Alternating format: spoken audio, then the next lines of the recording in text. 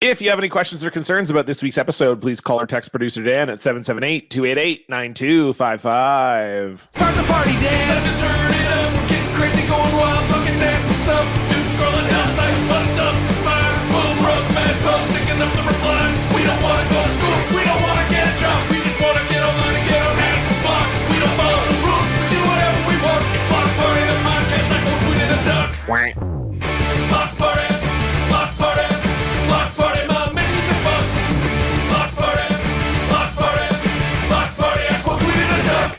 Hello, friends, idiots, and friends who are also idiots. Welcome to your favorite podcast about social media and rejection. It is Block Party. This is episode number 286. I'm John. I'm Stefan. And with us is a fabulous guest, a returning guest to the program, only 250 some episodes later, the longest gap between appearances, and it is our fault and not his. Very funny comedian Myles Anderson is here. Hi, Myles. Hello, Myles. Hey, I assume I said something really horrible 5 years ago. You didn't at all. It was like, it's one of those things where I have no idea why we never had you back. Maybe, and you can correct me if I'm totally off base on this, but I feel like maybe I did ask you once in the sort of ensuing years, and you just had no blocks. You hadn't been blocked by anybody. And you're like, let me get blocked and then I'll come back. But maybe I'm also totally misremembering that.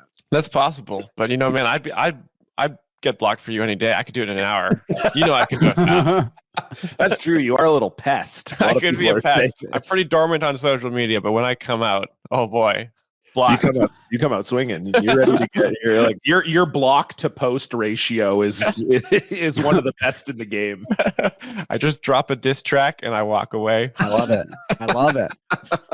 Now, Myles, you were telling us before we recorded that you got your dick touched lately. So, well, tell us more. It was strategically grazed. Medically grazed. Yeah. Medically. Oh, okay. I guess, would you say medically? Would you say, I mean, I feel like it's not medically, right? And it's not scientifically. It's like, it's for security purposes. Yeah. Right? Protectionally grazed. What's the word? Surgically. I mean, surgical precision, I guess, right? Precisely grazed. Yeah. Did they have gloves on too? They did. Yeah. They had a glove just on the one hand, like Michael Jackson. But you were wearing like pants, right? I was wearing pants. Yes. They didn't make me take my pants down. Okay. They could see the bulge. I mean, what kind of pants? We're talking jeans? What are we talking here? We're talking like, some dark gray chinos. Oh, okay. So that is like that's a relatively thin fabric. I was going to say, if it's jeans, you're maybe like, okay, I didn't really get violated there, but chinos, I feel like that's your. Yeah, I could feel the fingernails. He was getting in there. Did they actually? You said it was the back of their hand, right? Back of the hand. They didn't cup your nuts or something. You're not allowed. That's looking under the taint. Look in the Charter of Human Rights and Freedoms, right in the Canadian Constitution, back of the hand only. As soon as they turn the hand around, that's a human rights violation. Oh, interesting. Okay. Yeah. But I guess, could they not? They can make you take your pants off, right? Like it would have to be in a private room. That would be in a private room, I feel like. But they can make you be like, get naked. I think if they're suspicious of something, and I think they don't have as much powers because airport security is just, I guess they won't let you on the airplane if you refuse, but the border is different. The border, they can just destroy your life. But the airport security at this point, if they made me get naked, I'd be like, I'll take a cab. Just take the bus. You were just, because you were just flying within Vancouver. You were just flying within Canada. You weren't flying. Exactly. Yeah. So I'd be safe. I'd be like, you know what? I'm going to keep the knife in my penis and just take a cab. Yeah. I do feel like going through the border at YVR, like the Vancouver airport. I don't know. I think this is the case for any border crossing, really, and obviously I'm extremely privileged as like a straight white male, so it's like relatively easy for me. But even so, you still feel like they do always make you feel like you've done something wrong, right? Which I guess is their job, but completely. It's not great. Yeah. I mean, I don't know if I've ever had them touch my nos. Though. I have not had that happen. No. Yeah. No, I have not had that happen. You guys don't hide a Leatherman under your taint? Maybe we should start. What if you have to fix something? Yeah, that's good. Yeah, I mean, that's a good point. I was going to fix the plane. That's what I was trying to explain to them. Our friend, mechanic, leave me alone. friend of the show, Demi Lardner, was flying somewhere recently with her mom, and her mom got stopped at airport security because she had a lighter shaped like a very realistic looking pistol. Like, that's you're You asking for it. can't bring that on the plane. You're not allowed No. to bring that on the plane, of course. You can't- You can bring yeah. a lighter on a plane, I feel like, right? But Yeah, you can. You know, I don't know. Because- You can. I was gonna say Dan would know. Thank you, Dan. So that's yeah, but good you to know, I can't if guess. it's shaped like a gun. Not if it's shaped like a gun. Of This is course, what we've yeah. learned. We have learned that. Have yeah. I told the story on the pod about how I brought a knife, like not but by accident, but I like got stopped and they pulled a knife out of my bag and I was like, oh yeah, right. Oh god. No, I don't think so. Yeah. So I had just flown somewhere to kill someone. Okay. And I still had the knife in my bag. No, it was a guy on my curling team. He had given me this knife as a gift, and it was like a fish-shaped pocket knife. Okay. And so I just had it in my curling bag. He gave it to me, and then I completely forgot it was there. And so then, yeah, we were going through airport security, and they were just like, "So we found this knife in your bag." And I mean, thankfully, it was literally like a pen knife, so Yeah. it wasn't. I shudder to think what might have happened if it was like a Bowie knife or something like that. But they were just kind of like, yeah, you're not going to be able to bring that on the plane. I was like, yeah, no, that's fine. And they're like, so we can check it for you if you want. I'm like, no, that's fine. You can just throw it out. And so they threw it out. And it was funny because you definitely get that sinking feeling when they're like, well, we found a knife. And you're like, oh my God, I'm going to get arrested for sure. Mhm. And they were just like, oh, we'll just throw it in the garbage and you can get on. Yeah. Or like you said, they can keep it for you, and then you get it when you come back to that airport, I guess. Yeah, I think they can do that. Or they can mail it to you or something. You can check it. Like, I think you can Right. go back and like check it as luggage. Okay. Or You know like- where those knives end up? I know exactly where they end up. You do? Oh, completely. So when they confiscate knives, my stepdad worked as an electrician at the Victoria Airport. That is such a stepdad job. Such a stepdad job, absolutely perfect, right in the pocket.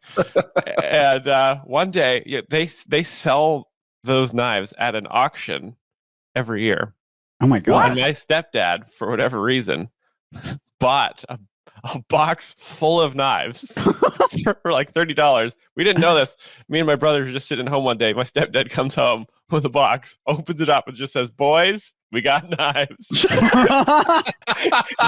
He had like 50 knives. Oh my It was the God. greatest day of my life. Me and my little brothers were just like whipping knives into trees for like that was the forest childhood of that How- everybody dreams about. How old were you when this happened? I think I was probably 11 or 12. Oh yeah, so that's like the Prime knife perfect age. age. Yeah. Oh, yeah. Prime knife You age. start to discover, experiment with knives. Experimenting with knives is an important part of growing up in Canada. Absolutely. Knives kind of comes, I feel like it sort of goes like knives, fire, drinking, sex. Yeah. Usually, I would say in that order. I think fire before knives sometimes, because you can access fire pretty early on with like a magnifying glass, right? Mhm. Technically. Yeah, I guess that's true. Yeah. And I guess it's kind of easy to like steal a lighter, but I guess it's also easy to steal a knife, really. Like your It's pretty family's easy to gonna steal have a knife knives in also. the kitchen. Yeah. What was there, Miles, like in this box of knives? Was it all kind of like pocket knives, or were there like kitchen knives and stuff too? Like, Oh. what was It was a the, wonderful like, assortment. It was like Okay. a Willy Wonka's chocolate box of anything you could imagine. And you had like the, weird fish knives. You had like Playboy, just naked women on the knives. You got like you got like cool wooden knives. You got like no switchblades. I think those are illegal. Unfortunately, there's none of those. But Leathermans and generally the standard pocket knives. Canadian Tire has like those Sure. weird pocket knife collections. Probably mostly like Canadian Tire quality, like not great knives. But I had a pretty good trusty one that I picked out. I actually got a really nice knife from France. It's like a cheese knife specifically. That's like my favorite knife. Ever since that box was opened, really always appreciated. Since I've seen almost every knife that can possibly be Look, buddy, carried onto a I've plane. seen every knife. I've seen every knife. And- Swiss Army knives very popular as well. A lot of Yep. the time, missing the tweezers, unfortunately. Oh, because they snap off, I guess, right? They They're come just right like out the of little knife. plastic ones that slide Yeah. out a lot of the time, right? So They're slotted in there. wow. Right. Very Yeah. unfortunate. Yeah. I mean, if you're like 11 or 12 and having a knife with a naked woman on it, that's basically the peak thing you could possibly. Yeah, or the pen that you would flip upside down or whatever, and then the lady's clothes would come off. Oh, I totally remember forgot those. about Those were incredible. Those were huge back in the day. Yeah, that was a big deal. That was a big sure. deal. Yeah. Yeah, very. In my that and going to the John. No, that's okay. that and going to. I mean, in Vancouver, I guess it was in Burnaby technically. We had the big arcade that everyone would go to for birthday parties called Palladium. Yeah. And next to Palladium, there was I feel like every mall has the sword store basically. But I think this one was called, I want to say Millennium. And I remember whenever we would go to Palladium for someone's birthday party, we would all go to Millennium first because they would have statues of like naked ladies and dragons and stuff. And we'd all be like gathering around looking at the naked woman statue. And the guy would be like, get the fuck out of here. What are you doing? Getting hard. Just You don't have the internet? Like what?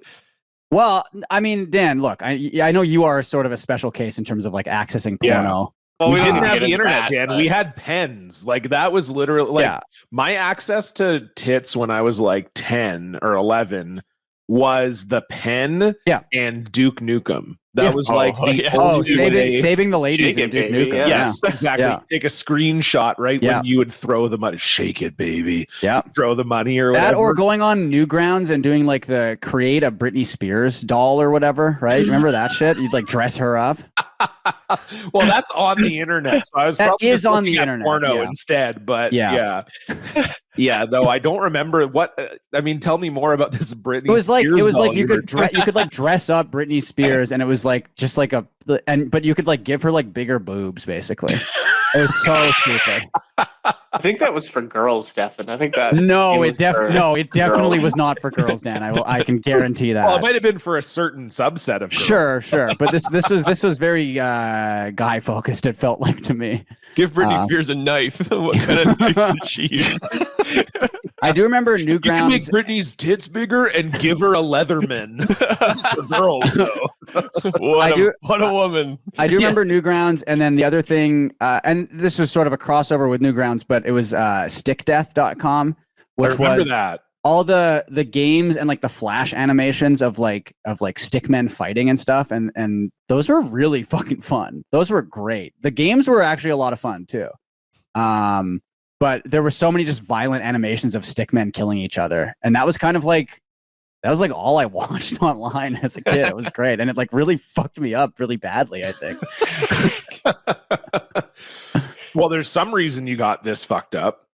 I mean, it's maybe it's that. I do remember. I mean, I do like going back and remembering playing like old like Flash games and like Shockwave games and stuff. Like there was like Mini Clip, Addicting Games. Yeah. Do you guys remember playing the? It was like a mini golf game, but it was like a candy mini golf. Was it Candy Stand or something? Was the website, I think?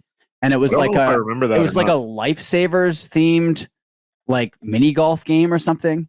And I remember playing that a lot. And then the classic one at school was was slime volleyball. Remember that one? No. This is all after my time.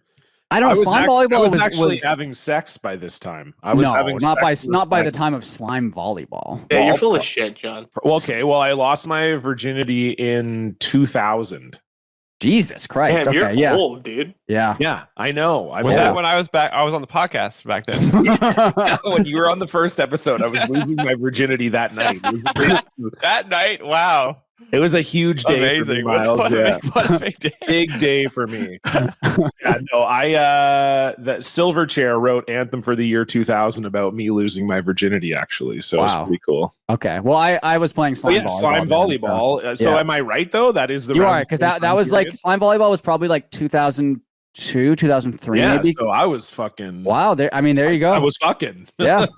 Nice work. Okay. Well, thanks, dude. It's pretty cool, you know? Yeah. Well, I was playing slime volleyball. I mean, I know what slime volleyball is, so that's true. Pretty cool. I definitely do not remember slime volleyball. The online game I played the most. Yeah.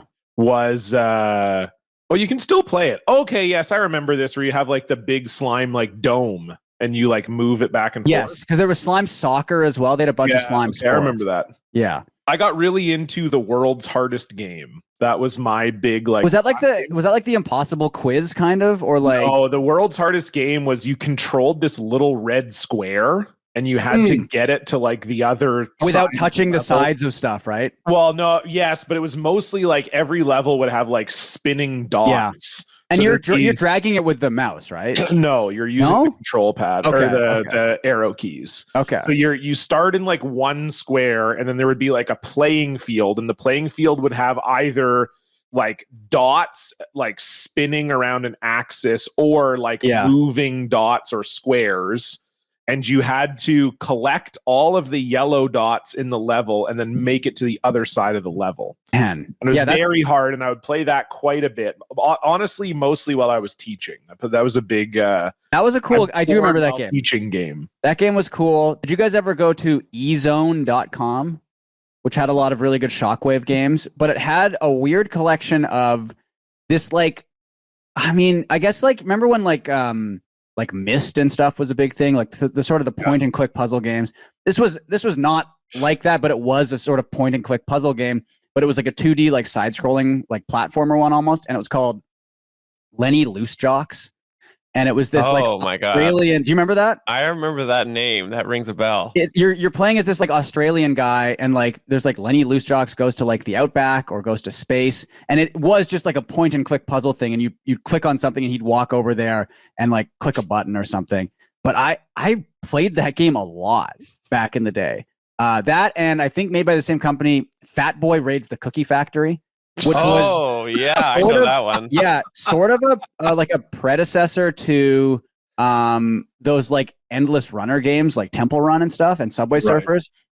But it was you're running sideways. It wasn't you're running forward like Subway Surfers. And you're this fat boy and you're in a cookie factory and you're jumping up and avoiding security guards and grabbing cookies and stuff. But you're just like constantly running to the side. And that I put hours into that one. Would love to find. I mean, that would make a great. I'm sure it's still up somewhere. All of those Flash games are still online somewhere. Yeah. Were you a Flash gamer, Myles? Yeah, I was a One More Level guy. That was a different website, I think. One More Level. I don't know if I know that one. And it was a similar like Line Rider was a big one for me. Oh, Line Rider was cool. Yeah. Lenny Loose Jocks. My dad, I think, was more of a connoisseur, and he would play Lenny Loose Jocks. Wow. And Fat Boy Raids the Cookie Factory. I remember watching him play those games. But I like the arrow game too, where you'd like have to the archer game where you try to shoot across the. That was good. Or even the classic like helicopter in the tunnel one, right?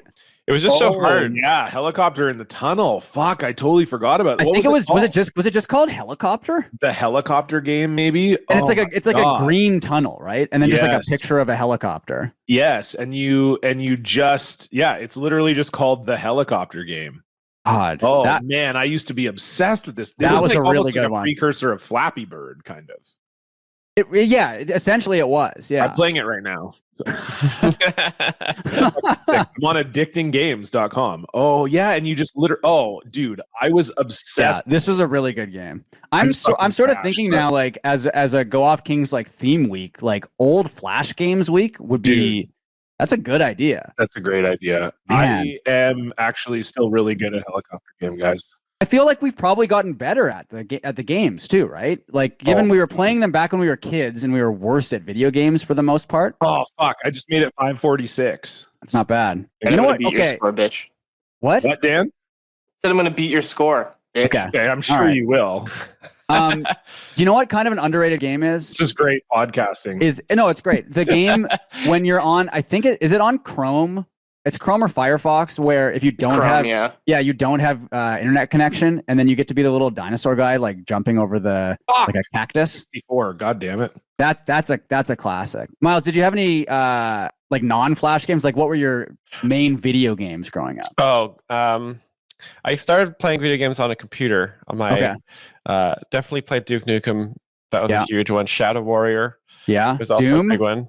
Didn't know Doom. Never played Doom. Quake. I did play Quake. Quake is great. Okay, Quake is really good. Quake. I felt like I remember I didn't even like the violence of Doom when I was a kid because I was like, just a little fucking wuss. But Well, it's scary as well. Quake felt like another level of that to me. I feel like Quake, I was even like, I saw Quake once and I was like, that I can't play that. Yeah.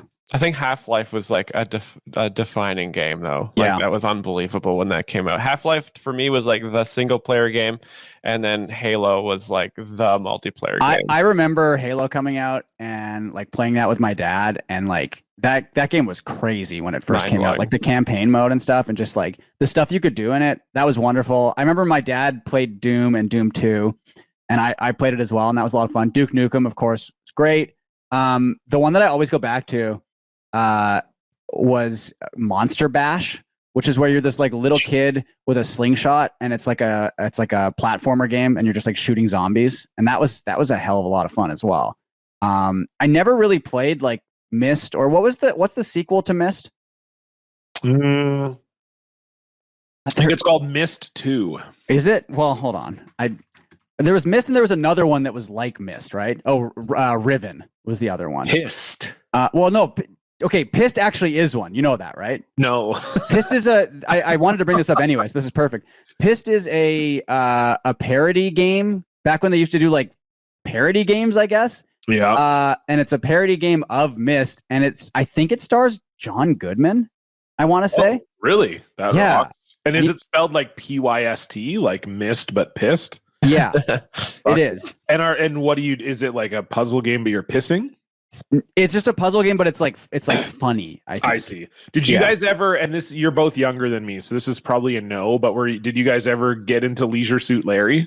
No. Well, Dan's nodding here. Dan's nodding. I mean, that was honestly like porno when we were kids. So what was the gameplay in that? Anyway, it's a point and click game also, and you basically just like try to fuck women essentially. Right. Yeah, you're just trying to fuck. Yeah, it's point and click with like nudity and stuff, I guess. Right? Yes. And you're like this like lounge lizard guy, and then you like point and click, and you're like trying to pick up these girls, and then you can bring them back to your apartment, and you can have sex. You don't really see sex, but you can see nudity. And then I remember I'll tell you, when we were kids, that was basically like watching porn. Like it was like, that was as horny as it got. It was just, fuck, I'm going to have sex with these virtual chicks and this is going to rule. And then, so I was it was like late night, like probably a year ago. And they had because they started making them weirdly. Like they made some new ones. There's a bunch of them, right? There's a lot of them. A couple on the PS2, I think. There's one on Nintendo Switch, weirdly. Really? Yeah. So I was like, I used to play this when I was a kid, and it was on sale for like $3. So I was like, okay, I'm gonna download this. Like it's just gonna be so funny to you gotta see it. Leisure Suit Larry era. It was so painful. Like, no. I think when I was a kid too, there was part of it like you thought it was funny. Like it was actually you thought it was kind of a funny thing. It feels like it probably has not aged well, I'm guessing. Like they were the first level or whatever you want to call it is like you go into this bar, you go into this like dive bar, and there's this hot girl in there, and you're trying to pick her up, but you're telling her about how she's trying to teach you about online dating. And so they're trying to make jokes about online dating, and it's like, have you tried the new online dating app Timber? And then they make all these like wood, like erection related jokes to Timber, being the Tinder replacement, and it was like, oh man, this is that's really rough. That sucks. Did you guys ever play Stroker for the Commodore 64? No, we never played Stroker. Dan. Stroker. Oh, okay. What is that? What is that? It's a game where you use your joystick to jack off a penis that's on the screen, and you have to go at the right speed to come. What? Yeah. I've never heard of this before. I'm looking this up. This is a computer game?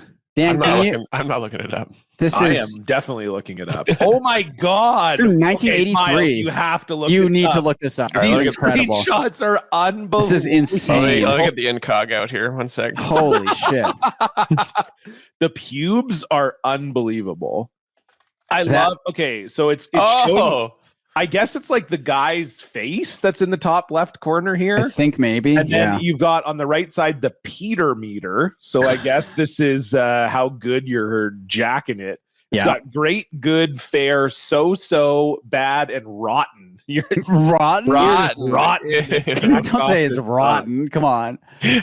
I love. There's a review. The first thing that shows up is a review from lemon64.com, and it's not what you think it is. It is okay, because I did immediately go to that. Yeah, but so it says you've seen the pictures, and I'm pretty sure you have in mind what Stroker is all about. But let me explain, just in case you don't know. To put it simply, your mission in Stroker is to achieve the ultimate climax. On screen, you are presented with a hand holding a penis. To start off, you must achieve an erection. This is done by moving your hand up and down at a medium pace. Once, I think Adam Sandler wrote a song about that. Yeah. Once you have archived an erection, you then I guess it means achieved. Archived. Does it say archive? It does say archive. Yeah. Once you have achieved an erection, you then have to start to begin to rub the penis using the up and down motion on your joystick joypad. It's not quite as easy as it sounds, though. This guy seems to suffer from premature ejaculation, so you will have to pause at times just to let things ease off a little. Sure. You'll know when you are getting close because the penis will flash all different colors. Red means so it's super realistic then. Yeah. Red means he is just about to get off, so you'll need to hold back for a second or two. You can also tell when to hold off by looking at the guy's face in the top left. You get points for like edging, I guess, and like riding along the line there, sort of. I think that's what it is. Yeah. Okay. Yeah, exactly. So this is not a peak efficiency wank. This is like a Friday night. And this is this is not like before work wank. This is no. an evening masturbation. Yes. Yeah. this is it gives you an instruction screen. It has a photo. This is from the actual video game. This is the instruction screen. It says the object of Stroker is very simple and basic. Manipulate the organ to full erection before ejaculation. Rough or too energetic handling can cause a premature response. This, of course, results in a poor score. Who cares if you premature ejaculate when you're wanking? Yeah, that's what I'm saying. Yeah, I just want to get this done. You know what I mean? I'm gonna get back to my box of knives. Get in, get out. Yeah. These some of these quotes are there's people who have commented on this review of the game. Okay. So someone wrote, genre is educational. I guess that's the okay. I guess it's listed as an educational game. Bartman commented, my joystick hurt after playing this game. Guess this game puts the joy in joystick. That's fun. Okay. Very good. I'm sure I downloaded this from some BBS back in the day. Probably spent 3 hours leeching this at 1200 baud. Okay, these are just old computer terms I don't understand. The fact that we're all commenting on it is proof that a feller is a horn dog at any age. Jesus Christ. Thank you, Bartman. I wonder if that's on the list of, because there's a list of games you can't stream on Twitch. That's probably on there, I would assume. I think the Larry games are on there, I'm pretty sure, or some of them are at least. You can't play them? You can't. I know one of the ones that is definitely on there is do you remember BMX XXX? Yes. The horny BMX game. Where you could I think you could just look at porno in the game. I think if I'm remembering correctly. Yeah, that's right. Yeah, okay. I was waiting for Dan to. Yeah, because wasn't it kind of like Tony Hawk, where if you beat the game, you would unlock pornos instead of skater videos or something? I think that's maybe correct. I think that's right. But you're not allowed about this on the show before. Right? I'm pretty sure we have. Yeah, but you are not allowed. To be clear, you are not allowed to stream that one on Twitch. It allows the player to create female characters that are fully topless. The game also features unlockable live action footage of real life strippers, courtesy of Scores, a New York based strip club. Wow. Okay. Wow. There you go. That's awesome. Pretty cool. And guys, I would have really come hard if I was playing BMX XXX 4 years before. It came out in 2002, so it was a little past my time. Yeah. If I was 10 years old and stopped got my liking boobs by then. No, I still like boobs, Dan, but I was seeing them for real. Yeah. I do remember seeing ads for that game in Mad Magazine and stuff. back in the day. Also, Outlaw Golf, I think, was another one that was kind of a rude or horny golf game. Maybe not Let's as. see how much BMX XXX is going for on eBay, and maybe I'll that's crack out my GameCube and play it. Yeah, I think why I have not? a copy somewhere. Going back to Pissed for a second. If we could actually get this back on track. If we could go back to talk about Pissed here. for a minute. The basic concept of Pissed was to show what Mist Island would look like after 4 million people, that game's players, had visited and explored. So it's all on the front of the box it says Pissed. 4 million people have trashed the island. Now it's your turn. And then John Goodman is like the main guy, and he's like the king of the island or something. Anyway, looks absolutely incredible. It's fun. Yeah, he plays King Mattress, the ruler of Pissed Island. King Mattress. Yeah. God, that's really funny. BMX XXX going for a little more money than I was hoping. How much? I honestly probably would have impulse bought it immediately, but the cheapest one is $35. Oh, that's not. I mean, that's still a decent deal. You can also just get the ROM, I guess, too. We can set you up with the emulator, get you on the Steam Deck. You know, Yeah, Is definitely that have strip that. club still operating? Was it called Scores? Scores? I think it's a pretty famous I feel like it probably strip is. club, so I want to say That sounds like a chain of strip clubs. yeah. Might still be around.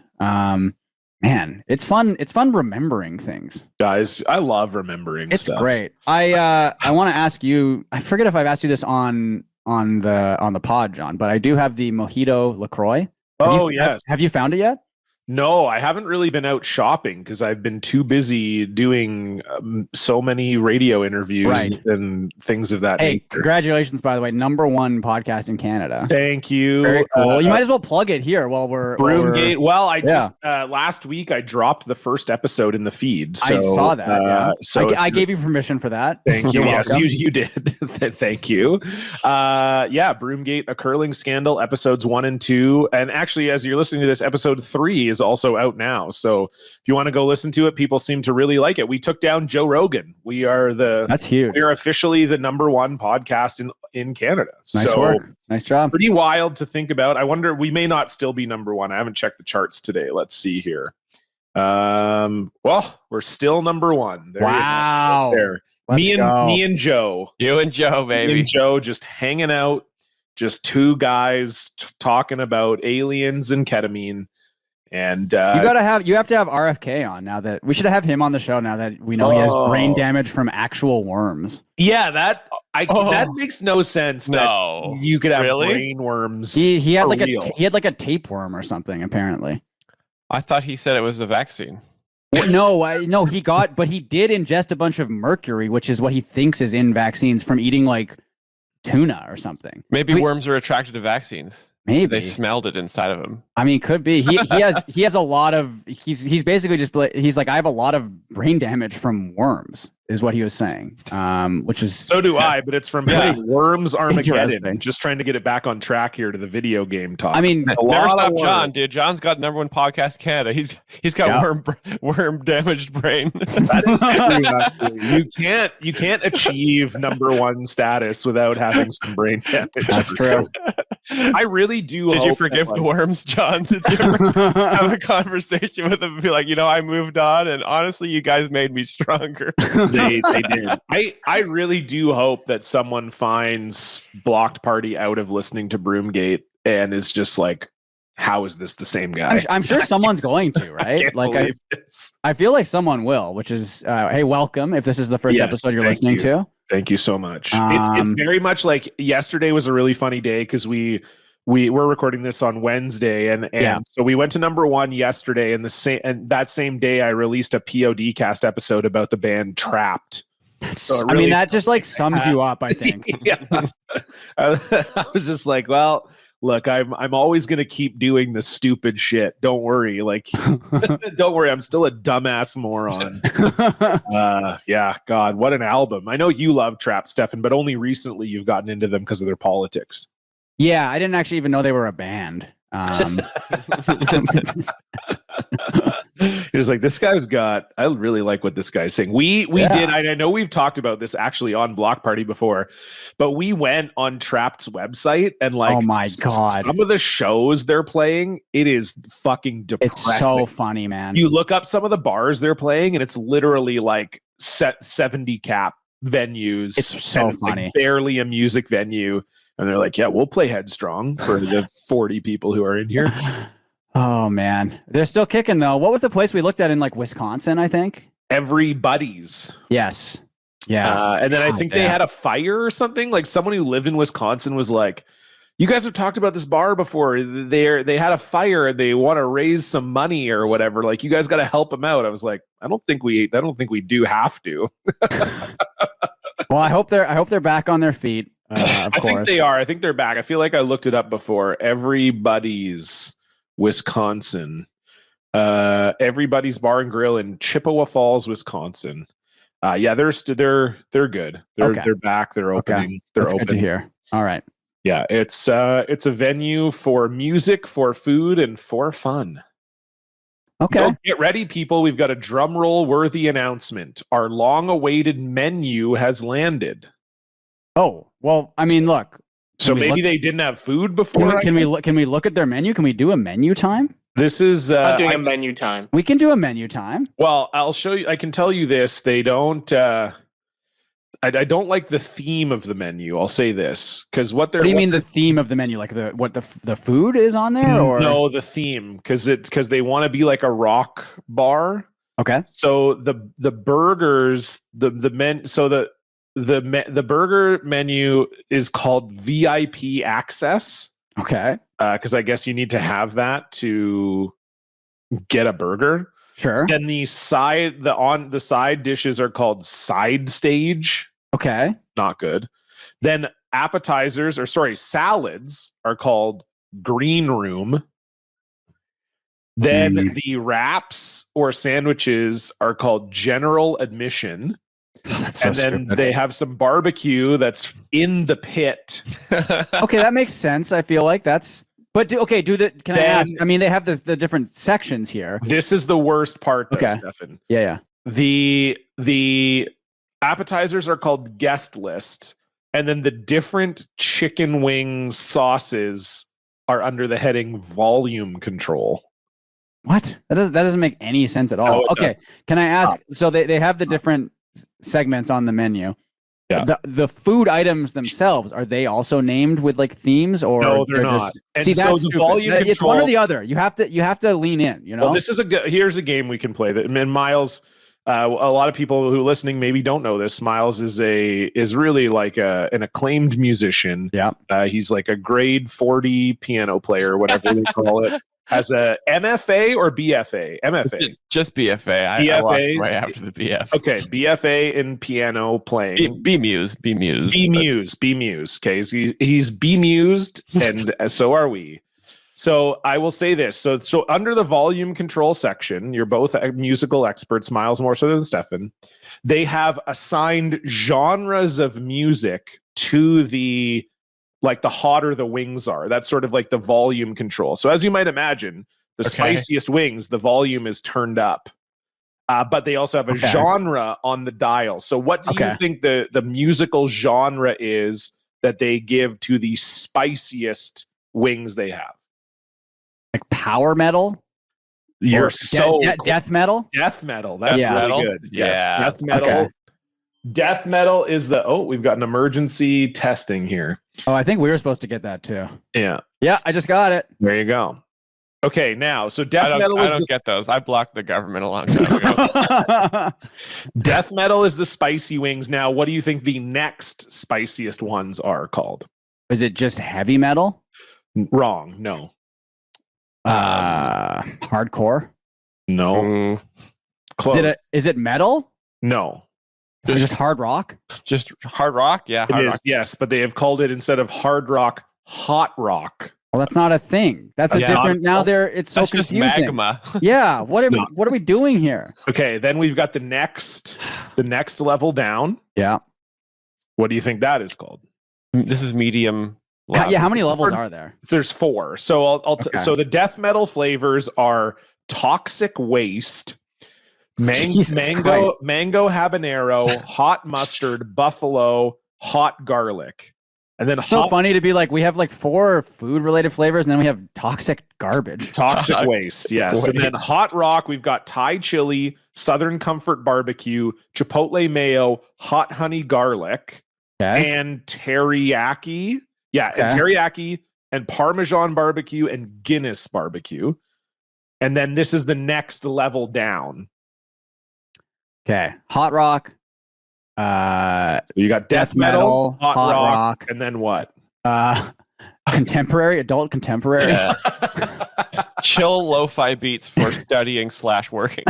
Myles is closest. For some reason, it is just called spicy hip hop. Oh, okay. What? That was close. Spicy hip hop. So Spicy you've got hip-hop. sun-dried tomato mayo, which sounds disgusting That to sounds put on awful. a wing. Jesus. Garlic butter, garlic parmesan, honey mustard, Dijon mustard. And then you've got your 5, I guess, pussy flavors. That's the words they would use, not Mhm. me. Okay. And what do you think that genre of music it's got under spicy hip hop? So spicy hip hop is second last. Yeah, second last. But These are your misleading because mildest- it's misleading because it's called spicy, right? I It's know. still kind of It doesn't make any sense. But these are your mildest flavors at the bottom. Smooth jazz, baby. Oh yeah, that's a great guess. Soft rock. Mm-mm.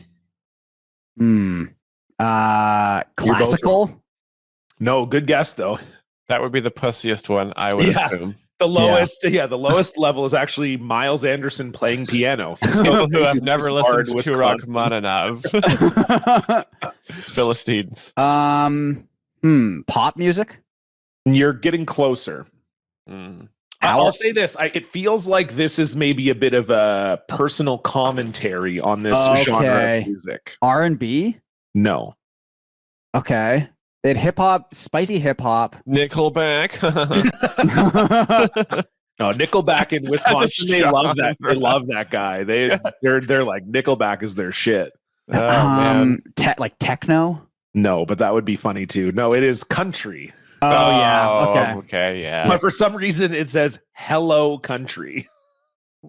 Cool. What could that possibly mean? I don't know. And one of the sauces, which this sounds insane to put on your wings, is tartar sauce. Okay. I can see why that's at the bottom, I guess. But what a Maybe confusing. it's a trout wing. I really hate. I hate like themed menus in general. They're really stupid. This is but- very stupid. But I hate ones even more where they kind of like don't go all the way with the theme, right? Like I think we've talked about it on here before, but the Chris Angel breakfast, lunch, and pizza menu is like that, where half of them have like theme names and then half of them don't. And it's just like, well, did you have like one guy write half the menu and then hand it off to someone else, and then they didn't know it was right, a it's themed like menu? disappearing nachos, and then it's just like chicken wings. Yeah, it makes no sense. That is a pet peeve of mine. If But you're I'm gonna glad go- we got to do a menu time here. This was nice. Me too. And speaking of times that we do, it's time for our social media updates.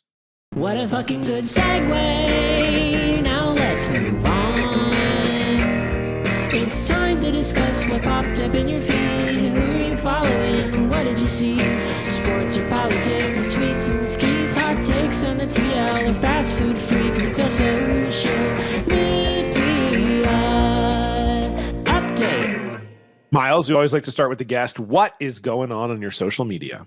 So I've been a bit of a cheeky boy the last few months, and I've been going on my YouTube channel and releasing basically this year I explain the jokes of some of my favorite comedians that are working today. And I just did one of Brendan Schaub at Skankfest, because I think I think we'd all agree one of the That's greatest. sort of the pinnacle of He's now that what Just for Laughs has been canceled. Skankfest is sort of the preeminent name in comedy. He's what we all aspire to be. I mean, you think, Schaub at Skankfest. People are going to be Is the- talking about is- that legendary set 20 years from now. this You is the remember new- Schaub at Skank? This is the new Pryor at the store, 1980s. This is Hendrix at Woodstock. Exactly. We are going all the way. Top of the top. Yeah. And so I've been stirring up a lot of internet controversy because, you know, a lot of people, for whatever reason, they don't find these people funny. Like I did a video of, I also did Steven Crowder. You know, I don't know if you guys knew, he did stand up.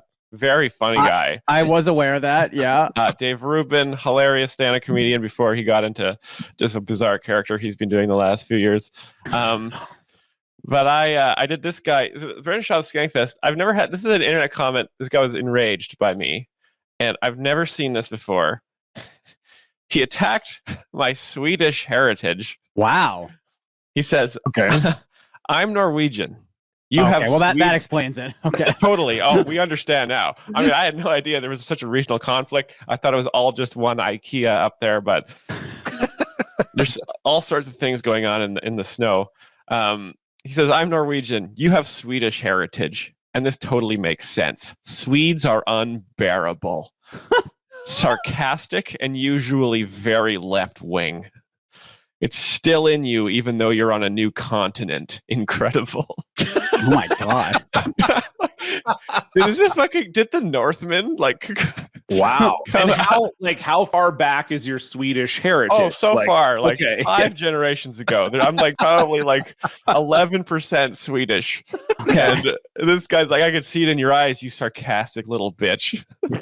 How did Then you you're know straight that you were homo Swedish? factory. Do you address that in the video, or is he just Not at guessing? all. This is just so crazy. Like, you know, I basically just break down each of Brendan Schaub's jokes and why they're sort of a masterclass in structure and form. Sure. Of course. And this guy, I guess, you know, thought I was being sarcastic, which is crazy. And he said, yeah. And then I didn't know how I should respond to this guy. You know, I was like, should I be nice? And apparently my partner with the YouTube channel, Brian, he does an in-depth deep dive of every person who comments, and it takes up a lot of his day. This man is a real, let's say, racial purist. Sure. I mean, if you're attacking Swedish people who are Dude, like the whitest that is people the on earth, then highest it's gotta level of be- racism. Yeah, if when you you're think like- like a Swede is a person of color, basically, then you're. Dude, it's just I knew about unbelievable. this. I knew about this rivalry from a Twitch streamer I watch, who's like this. He plays this game called Trackmania, and he's Norwegian, and he talks shit on Swedish guys like all the time. And they come into his chat and talk shit on him. It's very funny. I guess they all hate each other up there. Well, it's weird because I know this from curling. Yeah, That and like hockey and stuff too, right? Like Norwegian and Swedish are a very similar language. Like Okay. they share, like if you speak Swedish, you can basically speak Norwegian. Like I guess it's just that there's like a different accent and some of the words are different, but you can like understand enough of what a Norwegian person is saying if you speak Swedish that you can talk to each other. Because I knew this because there was, you know, one time at a curling tournament, a Swedish team and a Norwegian team were talking to each other in a language that wasn't English. And I was like, what the fuck? And then they were like, oh yeah, it's kind of almost the same language. And I was like, what? So maybe that like it goes that deep that they're like, we sort of share a language, so we hate you or something. It's very strange. I mean, I think this gentleman is specifically mentally ill. It doesn't represent the majority.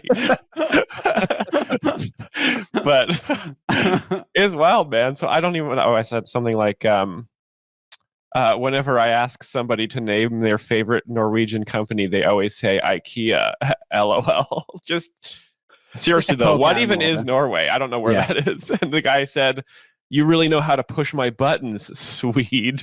Jesus. I was like, Swede has a racial slur. It's so funny. God damn. Because it's so old timey. I feel like I'm in the 1600s and like his boat people just ransacked my village. You Visigoth. You rogue. Swede.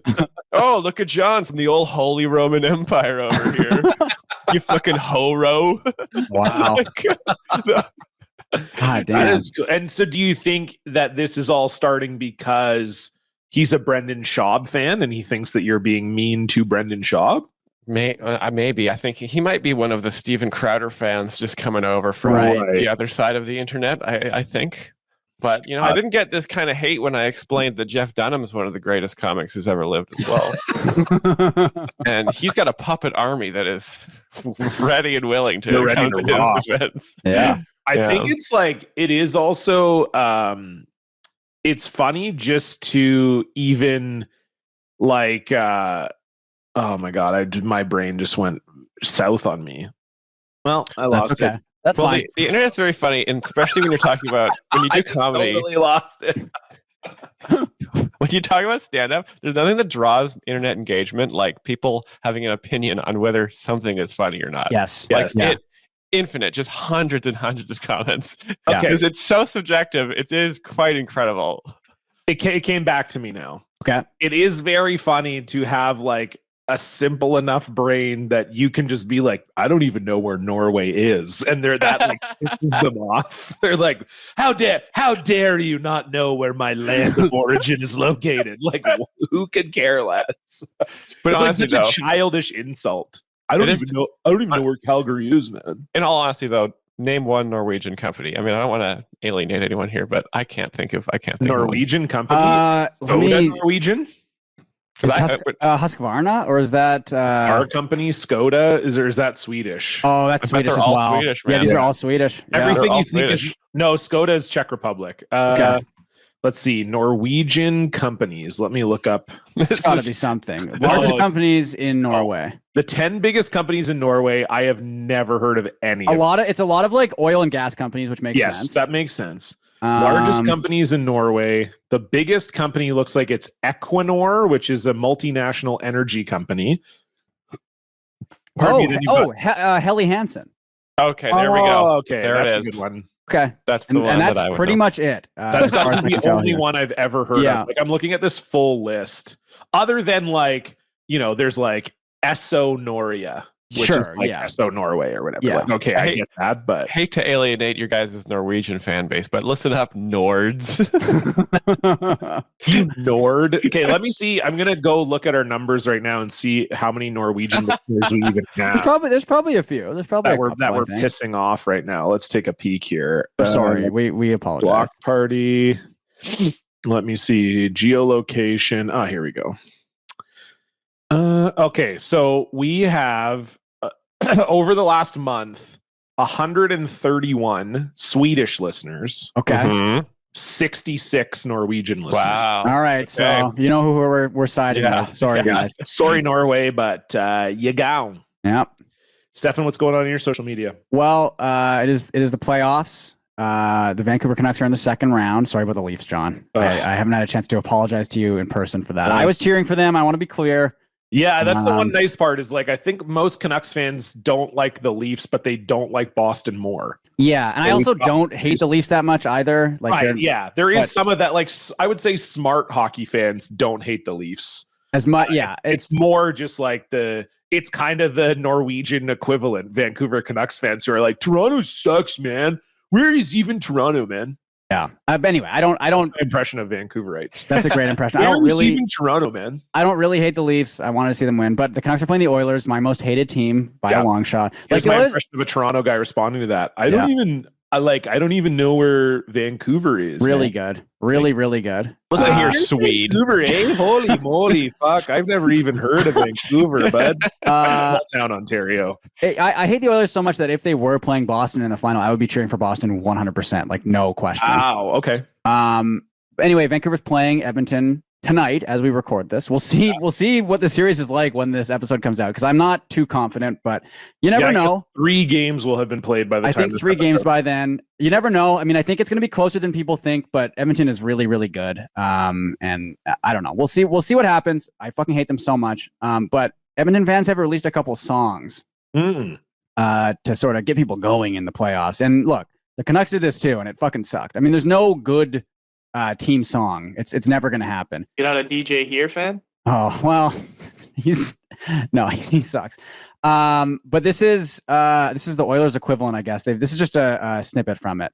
And they do have a riot joke in there, of course. Because you got to have a riot. You have to have a riot joke in there. I will say Oilers fans are either there's an Oilers fan going around Vancouver putting up posters on telephone poles that say like 5 Stanley Cups to 0. And it's like, well, we know that. And first of all, and second of all, he spelled Stanley Stanely. Stanley. Yeah. So Oiler fans are either like that, like stupid hog kind of guy, or they're like the Reddit fan where it's like, Oilers fan coming in peace. We love a really, really classy. Right. You guys have a really classy fan base. Shut the fuck up, you know? I come in peace. Really, really, really annoying. But they did release this song, which we're going to listen to right now. Not a riot, but we're taking to the streets, getting high fives to everyone we meet. Game day treats from Uber Eats. Pray to What? like you're a Buddhist priest. Don't you dare call this a regular team. This lineup is supreme. Some of the best to ever lace them up. Now it's time to etch those names on the cup. That's what's up. Don't this just make you wanna jump? Don't this just make you wanna jump out your seat when they hit the score sheet? Don't you wanna keep it going just a few more weeks? Oh, that hurt. That hurt me. How's that? Isn't that great? It doesn't make me want to jump. Not gonna lie. No, it doesn't. It's not very good at I all. just want to jump off of something. Yeah, true.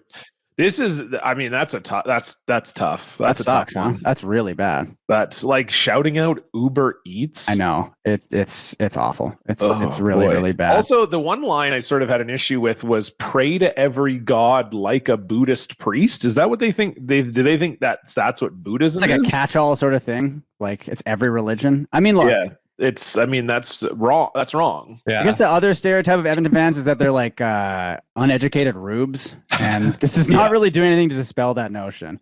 I will say, as a Canucks fan, it's a lot of fun, and maybe you get this as a Leafs fan too, John. But as a Canucks fan, especially the last like 10 years with Jim Benning and everything, we spent so much time shit talking ourselves and each other that like there's like legitimately nothing anyone can say that like hurts us or pisses us off, and it's so funny and pathetic to see, especially Oilers fans doing it, because it really is just like the one thing that they'll say a lot is, well, first of all, you guys don't care about your team and your bandwagoners. Also, you burned down your city twice because of your team. So which one is it? Because it can't be both, right?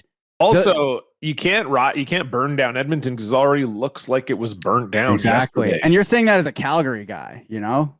Now you have even more reason to hate it. I don't even give a shit about the Calgary versus Edmonton thing. I mean, who could care about that, really? But yeah, it's the same thing with the Leafs. It's right because the Leafs got eliminated on the same night that like one of the Kendrick Lamar diss tracks dropped. Yeah. And people were just like, wow, really tough night for Toronto. Like the Leafs lose and Drake is losing in this rap battle. I'm like, guess who hates the Leafs and Drake way more than you ever could? People who live in Toronto. Yeah. It's like Toronto doesn't give a fuck about Drake. No one's in Toronto's like, oh my God, this is the worst night of my life. The Leafs lost and now Drake was accused of being a pedophile in a rap. You're like, oh my God. It's horrendous. John, what's going on your social media? Well, I would like to play another game with you guys. Okay. So friend of the show, Ian Myles Chung. Don't say he's a friend of the show. Okay, so he asked Grok about, speaking of the Drake and Kendrick. Oh, that's the X.com AI, isn't that right? Correct. Yes. Yeah, So cool. have you seen this, Stefan? Because if you have, then you cannot. I don't think I have. Okay. No. So Ian Myles Chung asked Grok to explain the beef between Kendrick Lamar and Drake. So this is what Grok wrote. The beef between Kendrick Lamar and Drake, two prominent figures in the hip-hop industry, has been a topic of discussion for some time. It's a complex situation, but here's an attempt to break it down in a way that's understandable for a 5-year-old. Kendrick Lamar and Drake are both famous musicians who have had disagreements. Just like when two friends might not always agree, they sometimes have different ideas about their music and what they say in their songs. This disagreement has led to them not being as close as they used to be. However, they are both still very talented and make great music that people enjoy. This disagreement seems to have started when Kendrick made some comments about Drake and his music, and Drake responded in his own songs. They have exchanged several, quote, diss tracks where they say things that are not nice about each other. This is a way for them to express their feelings about the situation. It's like when you and your friend argue over who gets to play with a toy first. You both want to have your say, but in the end, you're still friends who just have different opinions. So Ian Myles Chung then quote tweeted this Grok response, and I would like you both to guess the comment he made about Grok in the quote tweet. Oh boy. Oh man. Oh fuck, dude. Is it just gonna be something like Grok is like fire AF Like he's gonna say something extremely like cringy. You're sort of on the right track, but I'd like you to be a little more specific. Miles, do you have a guess here? Can you describe Ian Miles Chung for me? Oh, Stefan? He sort of looks like, picture the ugliest guy in the world. Yes. And then picture him, he's like super sweaty and sticky, and then someone dropped him on the floor of a barbershop and then brought him to like a facial scarring and acne convention. Okay, so he's gonna be a big simp for AI for sure. Oh yeah. Oh yeah, he liked it. To be clear, this is a positive. I'll say this: it's a positive quote tweet. He couldn't have said it better myself. Pretty good. What he said was, "Why is Grok so funny?" Oh my God.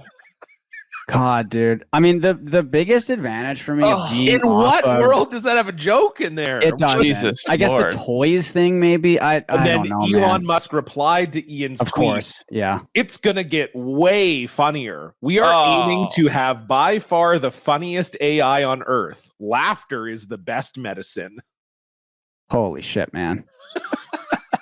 Oh my God.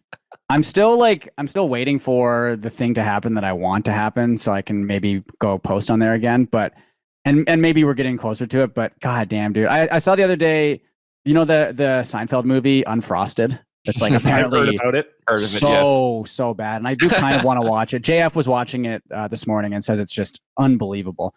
And what it's about cereal or something? No, it's about Pop-Tarts, and it's like, to me, what it feels like is like something that would have been a Funny or Die sketch like 10 years ago, Okay. but a full-length movie. And I think it's Seinfeld, like, so it's supposed to be like a true, like a Blackberry, like a true story, but kind of funny. People compare it to that, but it really is more like a sketch where like the concept seems to be, what if the race to create the Pop-Tart between two companies was taken as seriously as the space race in the 60s?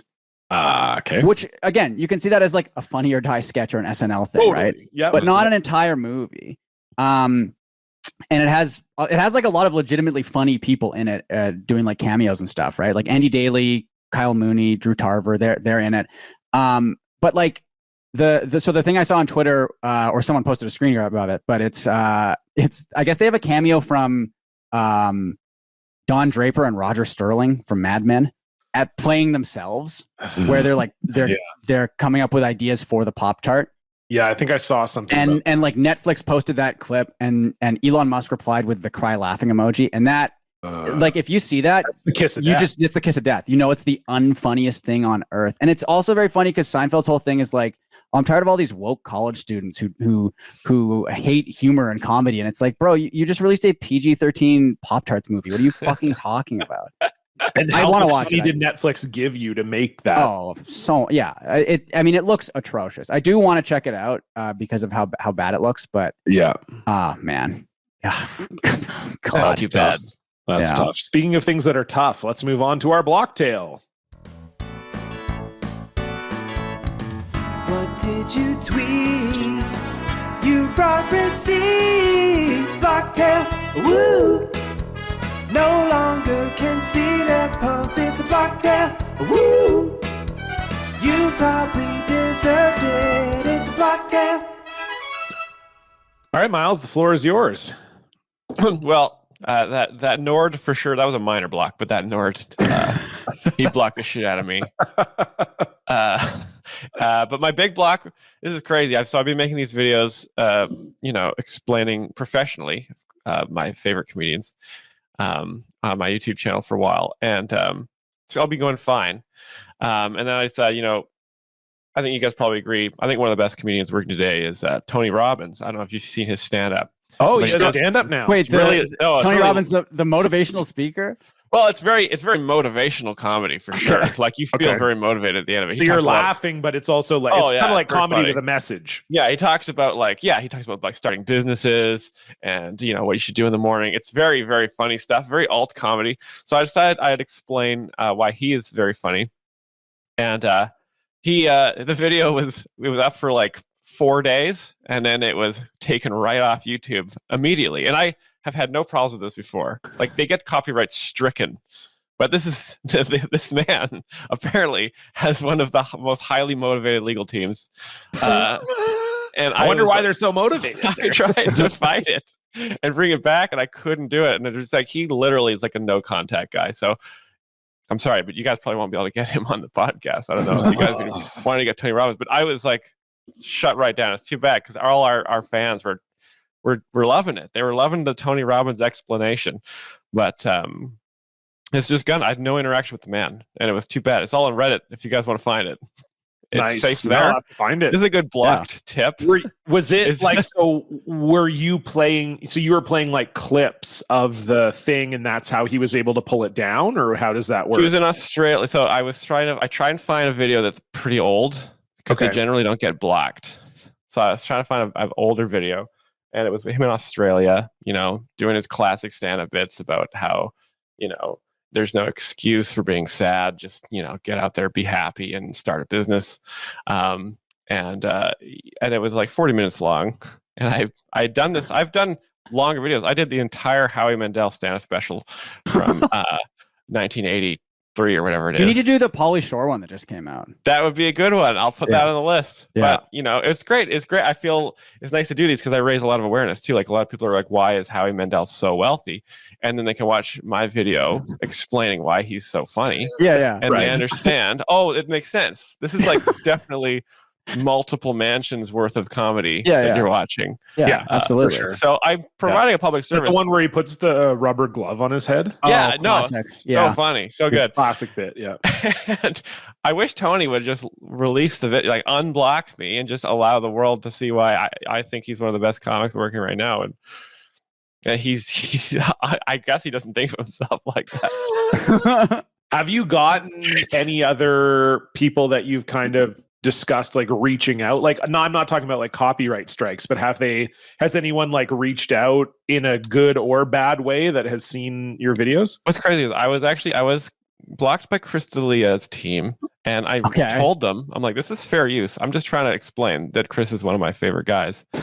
And they released the video. It's back on YouTube. Wow. Hey. And this is so wonderful because some people from the Dollop podcast saw it, and they were like, we love this guy.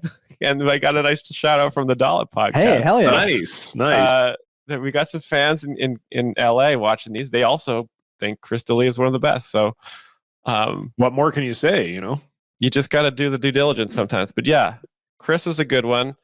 I really like that. Jeff Dunham, just such a master. It's crazy. It's mostly the puppets he lets do the jokes, which is crazy to me. I wouldn't do that. He lets them take the spotlight. Yeah, I want the glory, but the puppets really steal the and they're show. insulting him a lot of the time too. Oh yeah, they're so mean. They're not grateful at all. I mean, No. puppets are staying in penthouses. They're getting crazy. drugs and sex, and they're living their best life, and they're shitting on this guy. And a lot of people don't think Tim Allen's very funny, and I explained that.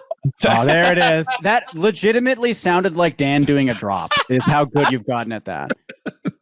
They don't think Tim Allen's funny. It's crazy. I try to explain to people, my comedy was different in the 80s. Like a lot of people could afford housing back then, and so you just kind of laugh more when rent is not so high. But it is like, honestly, so I've talked about this on the show, but Becca and I rewatched Home Improvement, and we have been rewatching it. It's like, because it's actually good. It's like shocking that it's actually good. I'm not joking. Like I obviously, like, I grew up like really liking it as a kid. Like I was 8 when the first season came out. So it was, right in my wheelhouse. Right after you had sex. Yeah, exactly. I fucked, and then we were smoking cigarettes and watching Home Improvement after it was over. So like I watched it with my family. Like that was like, I think it was on Wednesday nights, and that was like, the whole family watch it, whatever. So it was like nostalgia. Let's watch this. Mm-hmm. Shockingly good. And I thought for sure it would fall off a cliff, like not be good. And it was good the whole time. We just finished watching it, and it was good the whole time. I mean, obviously there's a few clunker episodes and whatever, but all I will say is it just is very funny that, like, if you watch like the Men Are Pigs or whatever his stand-up special was, he really only has like one like 3-minute bit about like men loving tools with more power. and they Yeah. made an 8-season sitcom off of him going like, "Men love powered tools," and they're like, that could be a show. Yeah, What a and they were wonderful- right. Yeah. What a wonderful time to be alive. You know, some people in the comment section will be like, Myles is clearly bitter and jealous. And it's like, oh, yeah. Yeah, Of course. Are you kidding me? yeah. Do you know how much I wish I was sitting in Malibu swilling wine while some little shithead Swede makes fun of me on YouTube? Well, Absolutely I mean, yeah, hilarious. maybe like if Tim Allen dies, and that's going to happen soon, I think. Mhm. Maybe I'll just be the new guy. I'll just be his like spiritual successor because I can do the like I can do that, no problem. So maybe I can just be the new like man show guy. Do you remember when he said being a conservative in Hollywood is like being a Jew in Nazi Germany? Yeah. Yeah. I vaguely remember that. He said Yeah. lots That of cool stuff, honestly. Not a funny bit. No. He said a lot of cool shit. And That's so funny. Your home like when was Home Improvement on TV? Was it on TV during Nine- the same period as Frasier? Like that's crazy. That no, Frasier's a little later. Little Like later, I same feel period like. for sure, but it starts Yeah. later. Home Improvement is 93 to 2000, or like dude, that's right. like Prime 90. Seinfeld time too. Yeah, What would prime you rank? Seinfeld time for sure. Yeah, What would you say? What would you rank?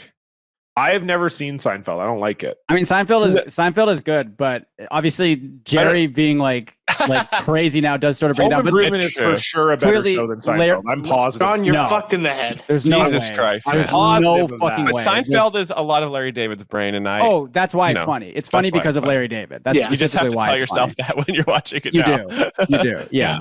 But does Jerry Seinfeld ever grunt? Does he have sort of some mischievous children? I think he's grunted on the show before. Yeah. One thing that is great about Home Improvement is the youngest son, Mark, is the worst child actor you've ever seen in your life. And as he ages through the show, he never gets better. They never do, like, over the course of the series, there's quite a few like Brad and Randy episodes where it's Yeah. like the A plot has to do with either Brad or Randy. Mark, they did 225 episodes of the show or whatever. There is not a single episode in the entire show's run where Mark has an A plot because he's so bad at That's acting. so funny. And in the last season, Jonathan Taylor Thomas quit the show. Yeah. So he's only in 2 episodes in the final season. And then so the rest is just Brad and Mark.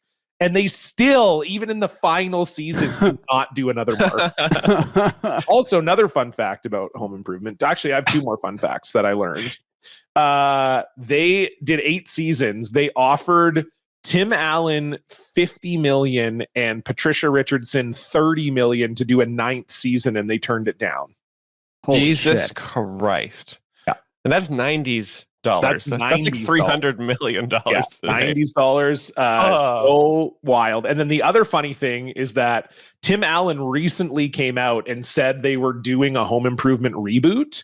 And then Patricia Richardson was like, that's news to me. Nobody has ever talked to me.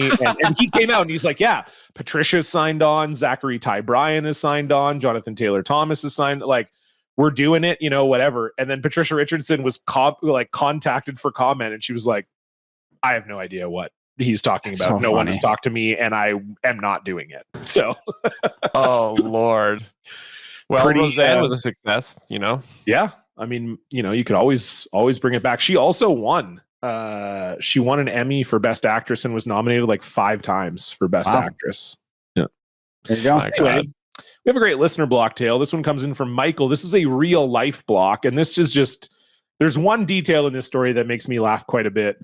Michael was blocked from San Jose State University. So they write in, a couple of buddies from high school were sharing a dorm room on the San Jose State campus. So all the rest of us that were too dumb to get into university were getting set to make it a regular party spot for us. My first time visiting, we got drunk in the middle of the afternoon and we were kicking a soccer ball around. When it was time to go inside and figure out where we were going to go to get more drunk that night, my friend John kicked the ball away from me and everyone sprinted for the door. I chased the ball down and turned around and hucked it as hard as I could, trying to hit them on the run. Instead, I hit a street lamp. The glass around the lamp shook for what felt like a full minute, and then it fell to the pavement and shattered. So I grabbed the ball, I kicked it as far away as possible, and ran for the front door of the dorm where everyone rushed me inside. John gave me a hoodie to throw on and snuck me out the back door looking like the Unabomber. A couple RAs and campus security came looking for me, and I didn't go back to the campus for almost 2 years. Wow. So That's pretty cool. Yeah. Like, that must have been a hard throw. I love the idea of like kicking the ball away like it's a murder weapon. That's not really. We can't get tied to the soccer ball. Just like shooting it into the bush. Pretty unbelievable. Michael, thank you so much for sending that in. If you want to send in a block tale of your own to be read on the show, you can send us an email at blocked@blockparty.com. We'd also love your support for the show. You can head on over to patreon.com/blockparty. $5 a month gets you access to 3 bonus episodes every single month. Coming up this month, we've got a mailbag episode as always, and we also have the return of Actor Party. Mark Chavez, past guest, is going to join us and try to teach Stefan and I how to act. Do we know the play? Can we say what it is? We don't know the play yet. Mark has not picked one yet, so we will see, but it's going to be next week. I'll let you know what play it is when we do this segment on the show. But yeah, it's going to be fun. Stefan and I will try to once again become Hollywood superstars. So yeah, that'll be great. We also have merch discounts. We have ad-free episodes. If you hate the ads, we've got an exclusive Discord. All of that is over on patreon.com/blockparty. You can also follow us on Twitter, Instagram, and TikTok at Block Party Pod. You can follow us on Blue Sky at Block Party. And if you want to see the video version of this episode, it's at Blocked Party on YouTube. And of course, if you like the show, tell a friend. We are here at the end of the show, Myles. That means it's time for the top 3. 3, 2, 1. 3, 2, 1. Uno, uno, uno, uno, uno, uno, uno, uno. Mustard. 3. Socks. 2. Girlfriends. Uno, uno, uno, uno. Myles, what do you have for us, please? I was going to ask a different question, but I think just in the theme of the episode, I'm going to ask you guys, what are your top 3 knives? Ooh. Oh, nice. Okay. Love a top 3 knife. That's good. Okay. Do you want to give us your number 3, Myles? For number 3, I'm going to go with the Rambo 3 knife from the movie Rambo. It has a special place in my heart because my stepfather owned a replica that he kept in his truck in the driver's side door, just in case. Just in case he needed to stab someone on the street. Just in case he cut off another guy in a truck that also had a Rambo knife. So what's the? Can you? I've never seen Rambo knife. Can you- It's like a long hunting knife. It's like probably 9 inches long, and it's got like a serrated underneath edge, and it's got a bit of a curve on it. It's clearly like a combat knife for when you're fighting in the forest. And your stepdad just kept this in the car. He kept it in the car. Unbelievable. In case there's any other stepdads around that were hostile. Never used it. Never saw him use it. That's the power of a Rambo knife. Is a real de-escalator. Yeah. Yeah. Yep. That's good. Wow. Stefan, you're number 3. I'm going to go with the classic combat knife from the Call of Duty series, where you could just like basically press a button and just like launch the knife, and it was an instant kill. Very, very satisfying video game thing to do is to get a kill with that knife. And pretty difficult also. But that's a classic. It's in, I think, all of the ones after the first Modern Warfare, I want to say. Fantastic. The combat knife from Call of Duty. Guys, I'm going to pick a top 3 that maybe will not surprise you. Okay. I am going with the dagger from Macbeth. Okay. Well, okay. Classic knife situation. Macbeth sees the knife, the dagger, floating in the air in a dream, as a sort of premonition that he should kill King Duncan. Lady Macbeth says, "Get that fucking knife, baby. Put it in his ribs. Let's be the king and queen of Scotland." And spoiler alert, kind of sets them on a bit of a crazy path for the rest of the play. So wow. Pretty cool knife. Pretty cool that Macbeth kills King Duncan with it. And that's my number 1. That's your number 1 or your number 3? Okay. Okay. Myles, your number 2. Number 2 knife. I'm going to have to go with the classic, the Swiss Army knife. I think is a great knife. I had one when I was a little kid. I got one. That's all I wanted. I got one when I was 7. I got the tiniest one possible, the keychain one. That's the one my parents thought would be safest for me to have. I got a little teeny Swiss Army knife, and within 2 hours, I had cut myself. Of course. And I tried to blame it. I think it's like the similar soccer ball situation. I tried to get the knife as far away from me as possible, and then I blamed it, I think, on the grass that I was playing in. I was like, "Oh man, the grass really cut me open." You know, you guys know that sharp grass over on Main Street? People should do something about this grass. Yeah, boy, we got to call the city. Wasn't that knife I've asked for a year? That I'm you a just gave me. I'm a responsible boy. Oh, that's good. Stefan, you're number 2. I'm gonna go with what I think is a very cool knife is the butterfly knife. Oh, cool! A classic knife to do knife tricks with. You're sort of flicking it around. It's spinning around a bunch. They look really cool. I feel like they're illegal in Canada. But knife tricks I respect knife tricks because you have to be really insane to try to do them. And I think the butterfly knife is very good for knife tricks. And I like seeing knives spin around. And if you like seeing knives spin around, there's no better knife than the butterfly knife. I'll say this. Definitely, and it sounds like you were one of these kids, Myles, but there were definitely kids who liked knives. Like you're just, and I don't know why. I was just never a knife kid. I could never be interested in a knife. So I've never really owned a knife, but I will say if I did, and this is like very funny to be like, I've never owned a knife, but the one that I would want to own, it's your classic switchblade. I mean, I feel like, any knife that you can like threaten, it's like cocking a gun. Any knife you can threaten someone with by pushing a button and the blade springs out of the handle.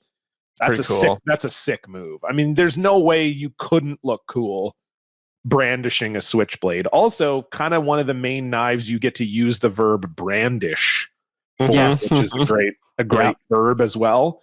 So yeah, I'm going to go number 2, switchblade. Myles, you're number 1. I think my number 1 knife, I got to go for it here, is the Leatherman multi-tool. I think you can't go better than that. At any situation you're in, you can fix things and you can stab things. What are the other tools in a Leatherman multi-tool knife? It depends on the model. You know, you got a lot of different models there. I just have like the standard small, the classic model. You got your pliers, you got your file, you got your like your sewing tool, you've got the knife, sometimes you have a saw or a scissor, and that's a real challenge when you got to think about what your life is going to be like for the next 50 years, because the Leatherman's going to last your whole life, and you don't want to be in a situation where you need scissors and you're like, oh, all I can do is saw.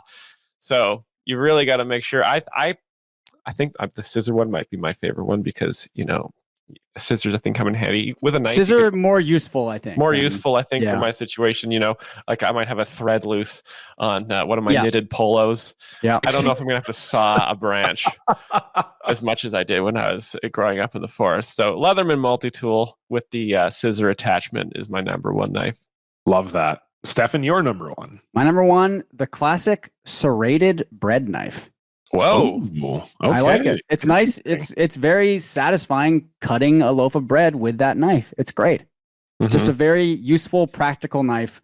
Everyone's got to have one in the kitchen, guys. The serrated bread knife. When it's freshly sharp. Oh. And you just like, because just bread goes is not in. easy to cut. No, not necessarily. So when you have a sharp bread knife and you go right through that bitch, fuck baby, that's living. Honestly, scarier than the Rambo knife. It's more of a psycho knife to have in your truck. You pull out a huge serrated bread knife, and you're like, "I'm going to hold you down, and I'm going to saw you into little slices." Way scarier. You have a baguette on your passenger seat. You just cut off a quick piece of baguette and then go stab someone with I've got worms in my brain, and I've got a serrated bread knife in the truck. It's again, like I said, not a knife guy, so I do feel like I have to go once again with sort of a pop culture. I don't know if Shakespeare's pop culture, but a pop culture knife. I would say the knife that's probably had the greatest impact on my life overall, and that is the throwing knife from GoldenEye 64. Love it. Great choice. Terrible weapon, almost impossible to use. And a very funny argument to have, because I feel like, you guys, even though you're a little younger than me, did grow up in GoldenEye era. And everybody had that one friend who was actually good at throwing knives and always wanted to use throwing knives in multiplayer. And you'd be like, fuck off, man. I don't want to play throwing knives. It's like, no, throwing knives is really fun. It's like actually really fun and cool. And you're like, fuck off, dude. So yeah, it's got to be the throwing knife from GoldenEye 64. Incredible weapon. Great choice. Great top 3. Very good top 3, Myles, and great episode. So fun to have you back on the show finally. Before we go, anything that you would like to plug? Oh, yeah. My YouTube channel, Bachelor's Music. You can just Google the Professional Joke Explainer and have fun. Also, my comedy special, Miles Per Hour, is coming out next week on Thursday. Oh, perfect timing to have you on the show. Why didn't you say so? I could have said that off the top. Well, I'm a Canadian comedian. I'm not good at promoting myself. Good. Miles Per Hour out on Thursday. This is coming out on Monday, so it'll be this Thursday that it's coming out. It's coming out May 16th on the 800 Pound Gorilla YouTube channel. There you go. Miles Per Hour. Check that out, Miles. Very funny comedian. Where can people follow you online, Miles? They can follow me on Twitter, Myles Anderson 1, Instagram, Myles.Banderson, and the Bachelors of Music. I'm always in there. I'm always fighting Norwegians. You guys can get involved. Feel free to go to my comedy special and comment if I'm funny or not. Would love to discuss it with you guys. All right. There you go. Give Miles a follow. Listen to Miles Per Hour out this Thursday. Again, for us, you can donate to the show, patreon.com/blockparty. You can follow us on Twitter, Instagram, and TikTok at blockpartypod. And you can see the video of this episode at youtube.com/@blockparty. We'll see you back here next week. Goodbye. Goodbye.